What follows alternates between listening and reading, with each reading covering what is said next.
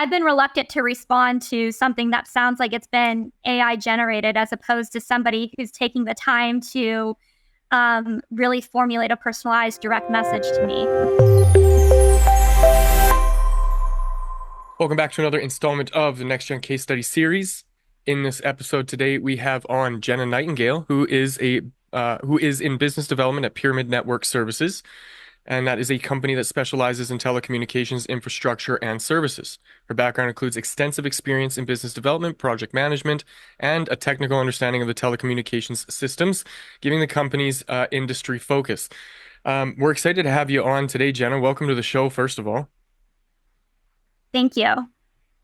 Yeah, so to kind of get the ball rolling here, I'd love to start with a kind of a Cole's Notes version of a little bit of your background, where you came from, and how you kind of landed here with Pyramid. Yeah, well, I started off in B2B sales and then kind of worked my way up and partnered with Pyramid Network Services. And it's just been, going headstrong ever since. So started off working in telecom and then kind of branched into the renewable energy space and with a focus in EV infrastructure. And, we really just have taken off since then. So in your kind of tenure in the industry, I'm sure you have been witness to some pretty cool changes or shifts. I wonder if there's anything that you can share with us that was kind of a pivotal moment in your kind of experience being in the industry. I think the most pivotal moment for me was taking a step back from a sales perspective,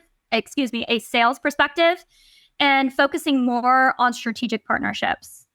That really was able to change the trajectory of my career and how I saw and how I viewed my progress. Yeah, that's really cool. Actually, it's something that seems to be a bit more common in some of the conversations I've had lately, that these strategic partnerships or collaborations are what's kind of fueling some of the bigger growth in businesses. I wonder how that kind of reflects on your day-to-day activities. What are you usually up to in a typical run of the week? Yeah, well, the way I should say the way it kind of changes your mindset. So, in terms of Salesforce, LinkedIn, even just social media, focusing more on strategic partnerships just really opens up the door to have a conversation with anyone and everyone, if that makes sense. Right. Um, Nowadays, you would never think some of the industries that we've seen partner would even happen. So you have Starbucks and Target. You have Kohl's and an Amazon return center. You have those partnerships where it's something that's totally unrelated, really just comes together, and that those types of relationships are taking place in every single industry throughout our market. And so, what goes on within my day-to-day activities is just all of those messages that get flooded into your inbox, and as you put yourself out there and you generate posts, you really try to get to just increase your engagement level and really have meaningful conversations with as many individualized networks as you can, and see where that gets you. It's not necessarily a waste of time. I've had a lot of business stem from these partnerships, and it's just mind blowing where we're at right now on the market. It's just not the same where you have specific targets and then you work up through those. It's formulating partnerships and relationships in order to take a stronghold in the market, and then going up from there. It's a unique practice. It's neat. Yeah, that's really interesting. And I wonder how much of your early experience in sales and that sort of stuff has kind of influenced the efforts that you're making now in those strategic partnerships. Yeah, being able to connect with a variety of different personality types definitely played my sales experience definitely played a huge role in that skill. When you're working across different industries, there's different lingo, there's different um, there's different levels of conversation. It's you really have to learn how to kind of change your demeanor and learn who you're talking to, what they can get out of the relationship, and then scale up from there. So it's very interesting, and you need to be a very diverse and open-minded person in a lot of cases. Now, I realize too that a lot of this is relationship based in terms of how you are connecting and communicating with people. Um, in your experience, is there room for systemization of that, or turning it into, standard operating practices? Like, is this something that's a thing that you can take and teach to others, or is this more of a you really got to be the person with the charisma and the energy and the vibes to sit in the room with the right people? Like, what's your take on that? You 100% have to be somebody who enjoys the social aspect of your career in order to really flourish in that, because you can fake it till you make it, but people, especially nowadays with AI and a lot of like the automated practices we see in sales and marketing today, people really want to see that genuine excitement and um, that personal trait that they're bringing to a conversation or even a business deal. So you have to enjoy the social aspect 100%, I feel. And you can learn to do that. I do feel like that's something you can learn to enjoy. But there are individuals out there that just are not crazy about the social aspect of when it comes to business development or even sales. So walk me through your approach. How do you take somebody from being a complete stranger to prospecting, kind of, learning more about them? How do you onboard them once they say yes? Like, what does that kind of look like for you in Pyramid? Yeah, so the whole well, first, we're in business development, so our main goal is outreach, trying to engage as many interested individuals within various networks as we can, and then bringing them on board. And this is with genuine conversation. I found it used to be. I think we're talking 5, 10 years ago that for like every 70 emails you sent, you should be able to generate at least one or two great responses that could help get you further in your business dealings. And obviously with tools like AI and things like that, we've been able to automate that process so we can send out thousands. And I found what is the most where I've had the most success is I can, the more personalized the message or my intro message, the better response I get. So I think if you take some time to do some market research on your lead or your company, and even do some background on the individual that you're trying to reach out to, like nowadays with LinkedIn and other social media platforms, it's really great to get an idea of who you're reaching out to. And so you can even say things like, "Hey, like I hear you like golf. I recently just played 18 holes on this course, and it's been you know the weather was great that day. And by the way, I hear that you're doing business in Sacramento, and what's that looking like? And we're actually having a project that's starting." Taking off there sometime within the next month or two. How do you find the networking practices are out there, and just diving into it in that way. It's the more personalized the message, the more you take time to really personalize that intro. Really ends up giving you a better lead in the long run.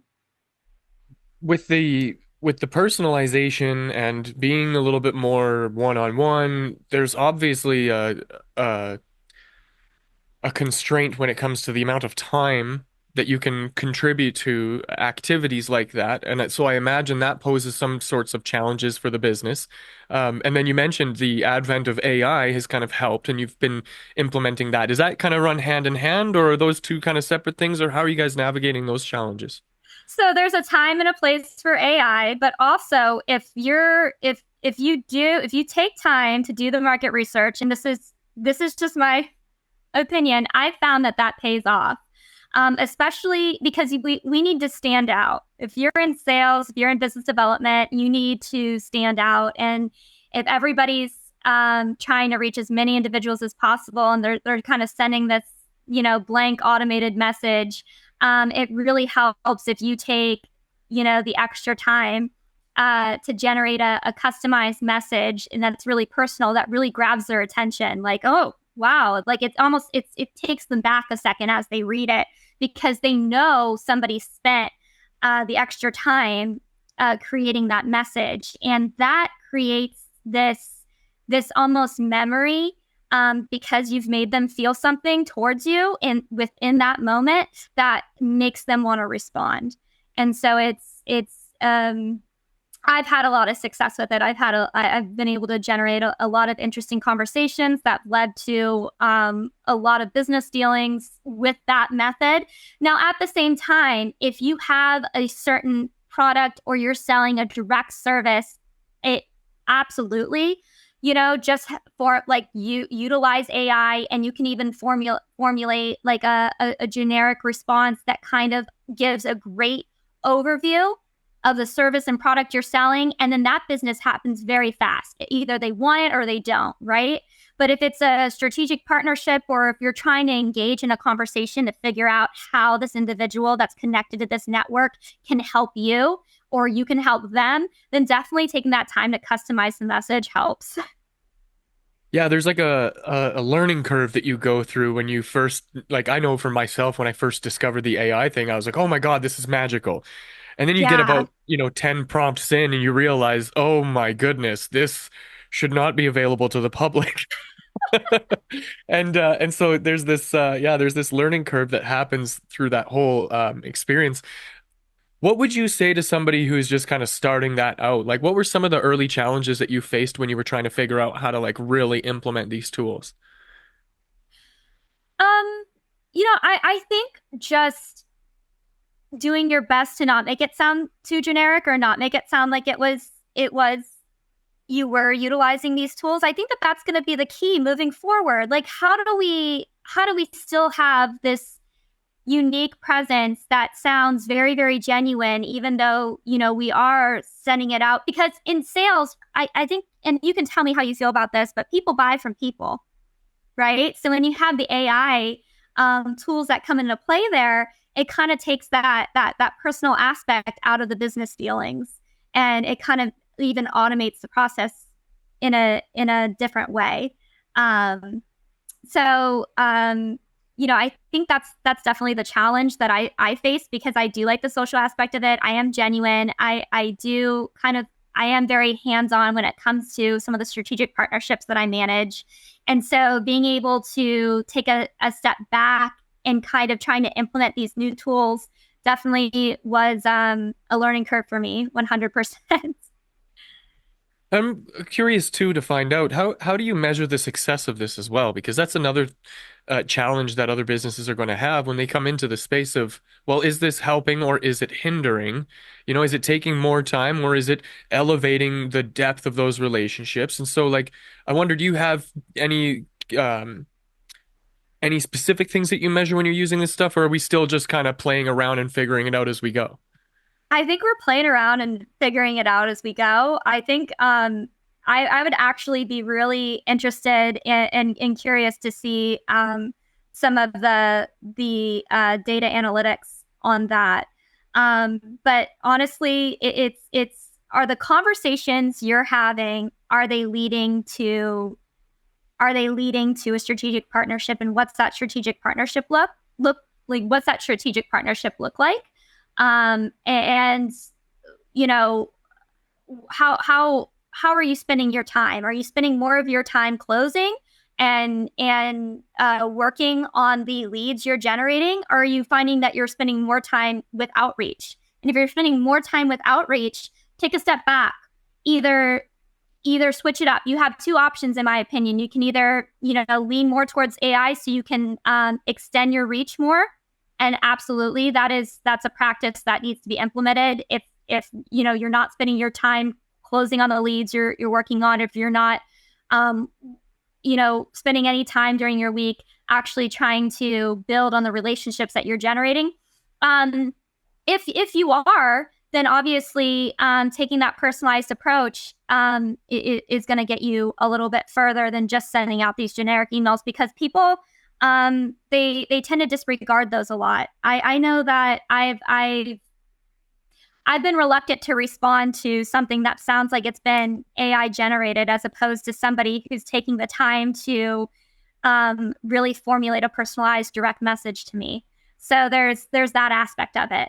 I Now you can get really good with AI, and this, and you can tell me how you feel about this. Is some of the tools out there where I've seen individuals within the field do this, is where they can actually use AI to really try to customize the message, and that's either a hit or miss because it is AI. So sometimes it doesn't play out quite the way you would like it to, but Mm. you can use AI or apply AI into certain programmings where you can send a message out to a vast number of contacts, and it can customize it. So like you can customize the name, the date. You can use their business name in there, and that's been really helpful. I've used that in it for emails a lot. That's been helpful. If I need to get like one concise message out to as many people as possible, I've done that, and it's been a lifesaver, and it's been great. Like I think I sent out. I was a member of a so this is an example. So we had our IT. I had my internal IT department help me out with this, but I was a local member of my chamber of commerce, and so we initially got all the email lists within that chamber. So it was like hundreds of thousands of business owners, and there was a project that I was working on, and I needed to have some major outreach in a territory that I could travel to. For from a geographical standpoint, and so that customer list was perfect. Well, how am I going to reach out to hundreds of thousands of business owners with this concise message? And utilizing AI along with some programming practices really just helped me get it done within less than 2 hours, and that is just mind blowing, right? And then for the next 3.5 months, I kept getting emailed from interested companies and potential leads that I could just filter through. So that was a example, personalized example of what happened. And in that, and if I would have taken the time to, in that scenario, no, like you don't want to take the time to review hundreds of thousands of companies and do your market research on each one, and then obviously develop a customized message. No, but in that case, it was helpful. More along the lines of strategic partnerships or direct targets, I definitely would take the time to do a personalized message and not utilize the AI practices that are out there today. So there's a time and a place for it, for sure. There's a common challenge that a lot of people face, especially in the early stages of the business development, which is going to market as fast as possible, getting customers as fast as possible, and that, as you I'm sure have endured, requires a lot of upfront work. But once that work is done, like you said, you got an abundance of inbound contacts now reaching out to you, asking you questions, and then filtering through that communication, I'm sure poses some sort of challenge. Um, how are you using some of these tools now to keep those relationships healthy with your clients? Because once they're on board, they're doing what they're getting what they get, and then it could be a set it and forget it type scenario, but that's not going to grow the business. You have to create remarkable experiences for these people, and so that they talk about you with their cohorts, and that inevitably leads to more business growth. And so I wonder what it looks like in terms of like community engagement or community building around the business. Do you do any of that kind of activity? Can you elaborate on community engagement? Yeah, so an example of this that is like glaringly obvious for the purposes of this discussion would be Russell Brunson and ClickFunnels. Mhm. Russell Brunson was really good at making funnels and doing marketing, and he could have just stayed in his lane doing marketing.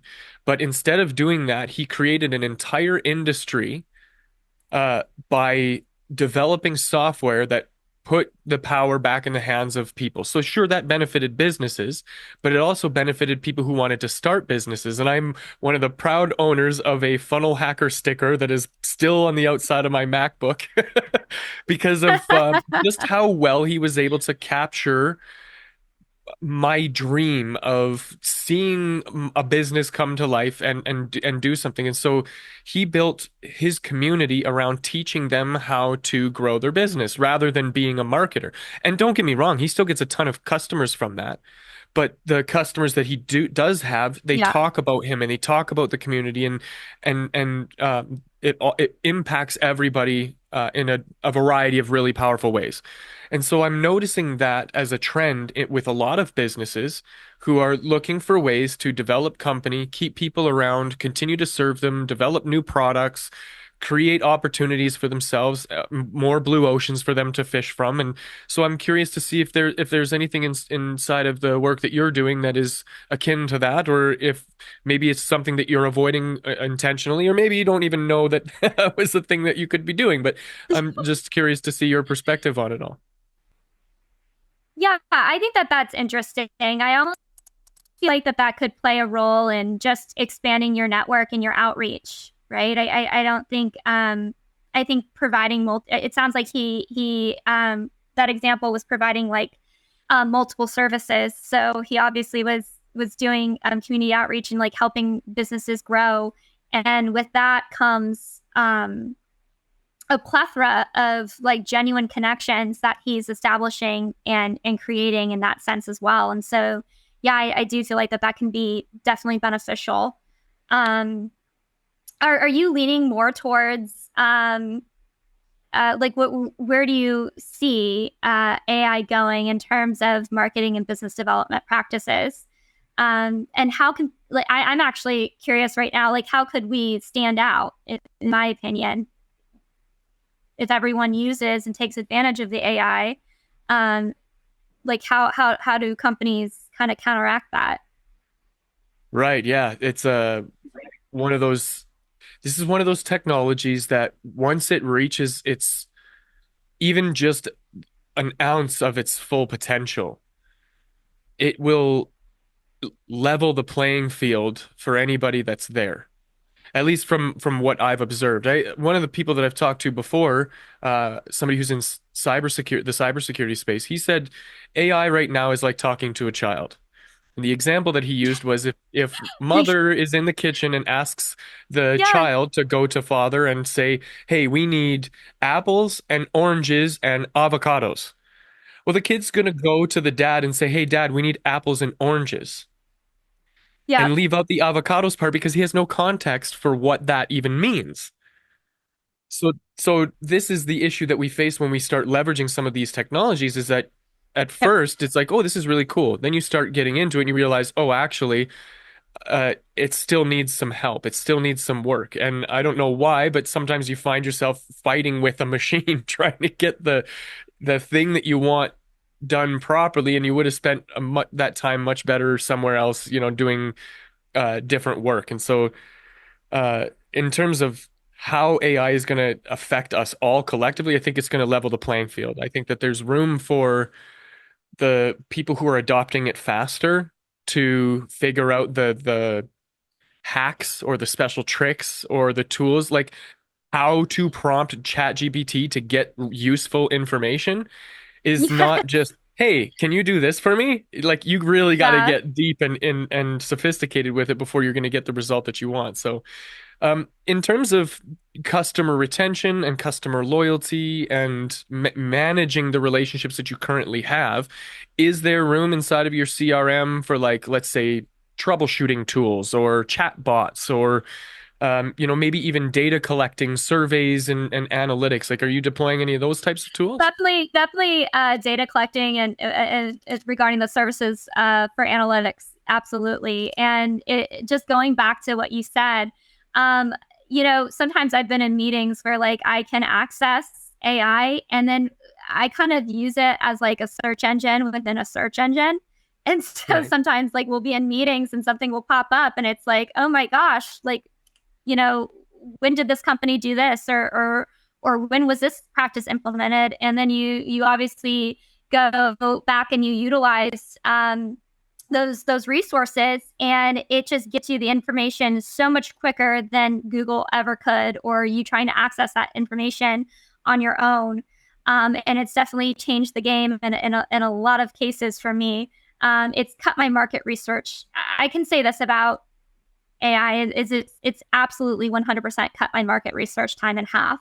To the point where like it used to take me like probably about 40 anywhere from 72 hours to 2 weeks to do market research or prepare for a presentation or um, get enough resources to reach out to a company and then have those conversations to build out a partnership.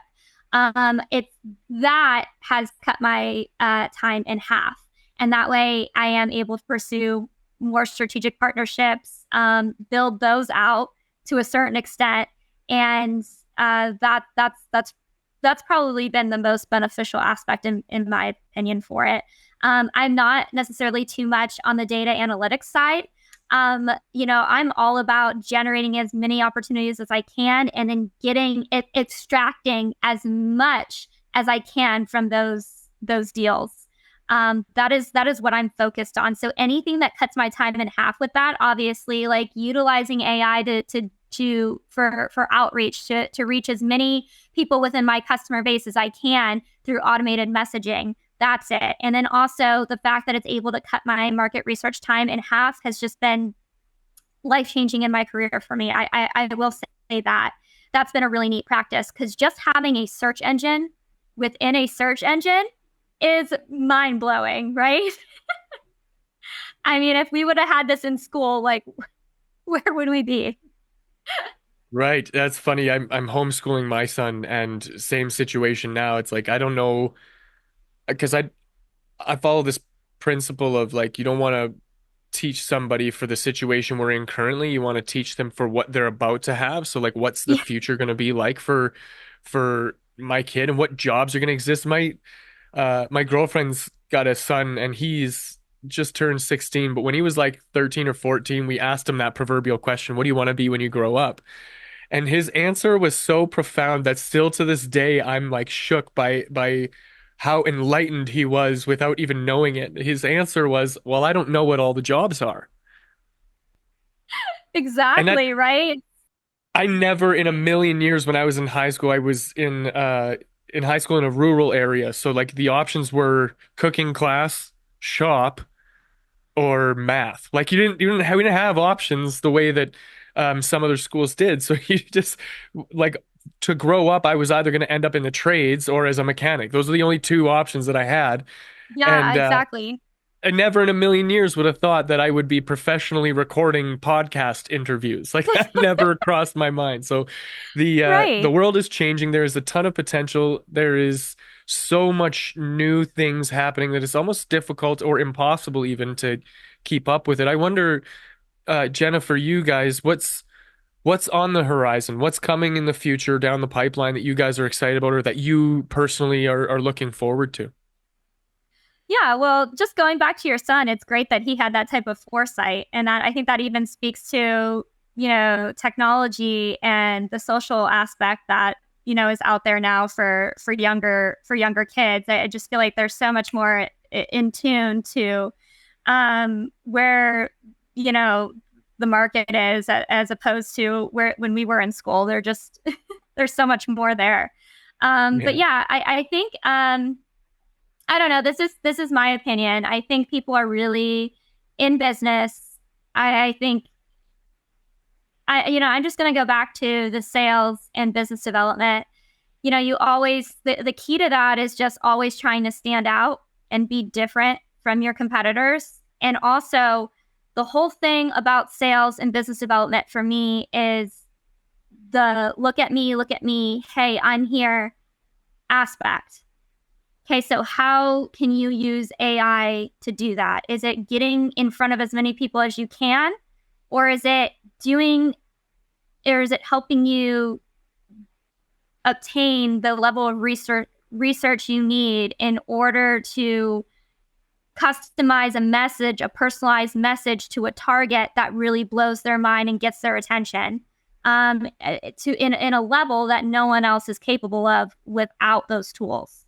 And so I see that. I see partnerships happening faster. I see I actually see deals going on through emails a lot faster because we're able to automate the process. Even on the project management side, I see a lot of platforms just starting to implement AI. And then we have a lot of data processors and just a lot of,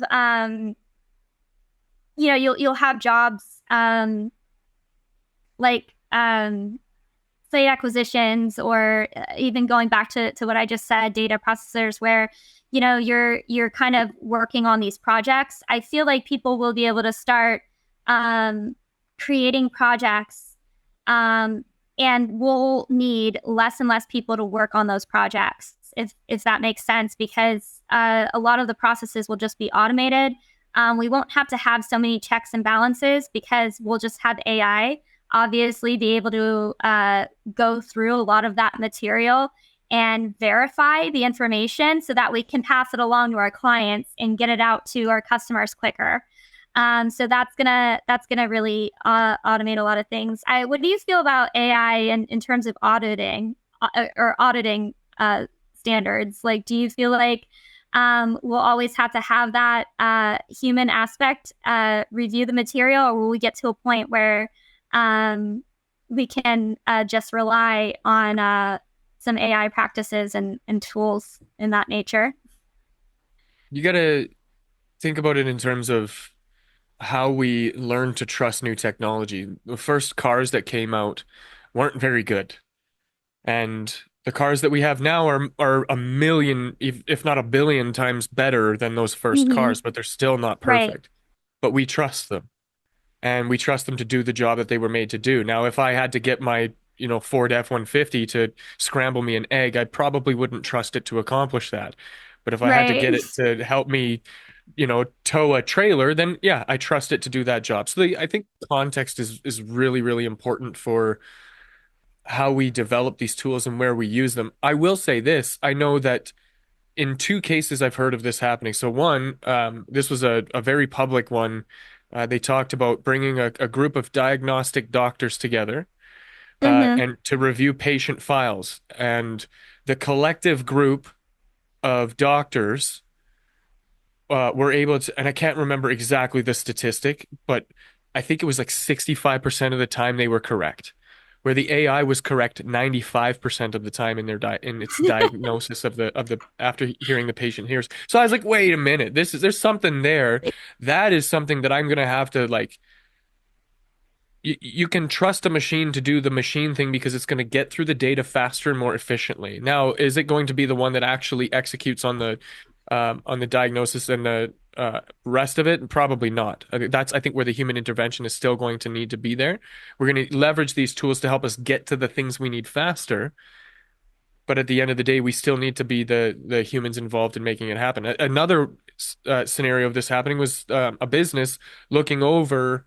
Um, I think it was a bunch of different portfolios that they were working on, and they did analysis on it, and the AI came up with suggestions, and then she also took it to her team, and her team went down and sat and went through all of this stuff and came up with suggestions or whatever. And then when they compared notes between what the AI had come up with and what the team collectively had come up with, it was very much in line. And so they were able to like, okay, actually, I think we trust this a little bit more to handle some of this data analysis.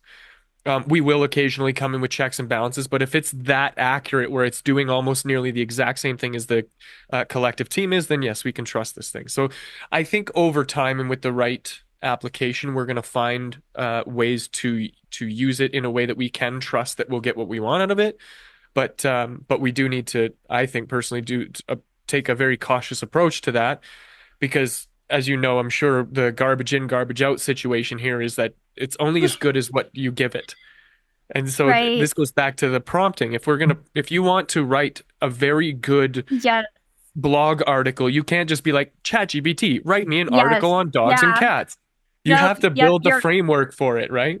Yeah, you're on something there. Yes, absolutely. I couldn't agree more. And that's going back to the it's a search engine within a search engine. So if you are using it for the market research, excuse me, it's like, do you know what questions that you need to ask it in order to generate a useful response that you can kind of utilize and take forward there. So yeah, it doesn't necessarily do the work for you, but it does help you um, get advanced results in a shorter amount of time. If it's like what you said, if it's the garbage in, garbage out, saying. And so I have found that to be very true. There's been scenarios where I've been I'll be in meetings or having conversations with individuals, and it's like, you can kind of tell that they haven't really implemented any AI practices into their daily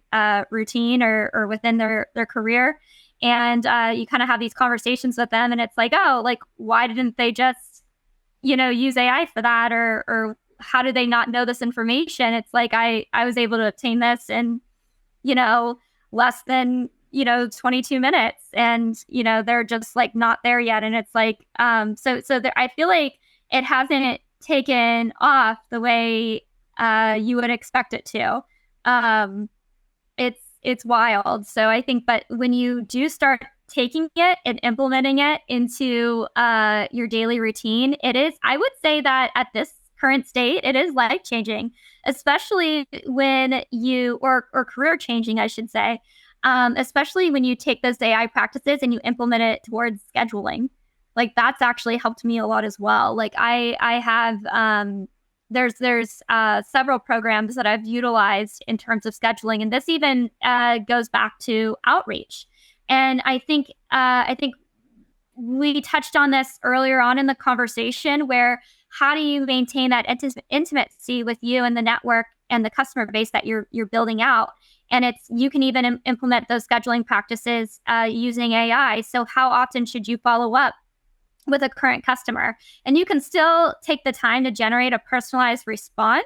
However, this can put you on a routine and set reminders and kind of put it in a cycle where you can which markets to reach out, who you need to reach out during what time of the year. I mean, you can customize it and get very, very detailed to the point where like you're actually targeting leads that you've already acquired within your own network. And AI can really help you do that. And that part is neat. That's what I've utilized it in that aspect as well too. Yeah, so kind of closing up here, Yeah. one thing that I'm really curious about is your focus on deploying these tools. Is that coming internally? Is that something you guys are developing on your own, or are you also looking for external, third-party solutions to the things that you guys are dealing with? It is totally internal at this point. I know that we do utilize a ton of platforms and project management tools. And I know Right? that those companies are implementing the AI practices as well. But as for right now, I think business development, you kind of have to have like an entrepreneurial um, sense of mind. And so you're really responsible for new market trends and the tools out there to really take advantage of those and grow your own network or your own business. And so really the AI adaptation is going to be thrusted on those individual shoulders, and it's up to them to really take advantage of what's out there, in my opinion. I don't think businesses can necessarily force their employees to utilize this, because then it's like what you said, garbage in, garbage out. So you can't you can lead the horse to water, but you can't make it drink, right? Yeah. Yeah, that's a really good point. Jenny, you've been very generous with your time and your wisdom and experience, and I'm very grateful for that. To kind of wrap things up here, I'm curious if You had one piece of advice for somebody else in a similar position as you who's exploring some of this stuff. What would that piece of advice be? Try to utilize it the best that you can, and also try to utilize it in a way that helps you stand out from the rest of your competitors out there that are also, have access to the same tools you do. So just try to stand out and be original, and develop a product or a service that isn't out there yet. So Very sound advice. If somebody wanted to reach out to you to pick your brain further or perhaps work with you, is there a way that someone would do that? yeah, absolutely. My email is J Nightingale, so Nightingale at pyramid N as in Nancy, S as in Sally.com. So it's the company I work for is Pyramid Network Services. So Perfect. Okay, we'll make sure to link to all that in the show notes when all this gets published. And if you want to get in touch with me and my team for any reason, it's nextgengrowth.com. Otherwise, that's it for this episode, and I will see you in the next.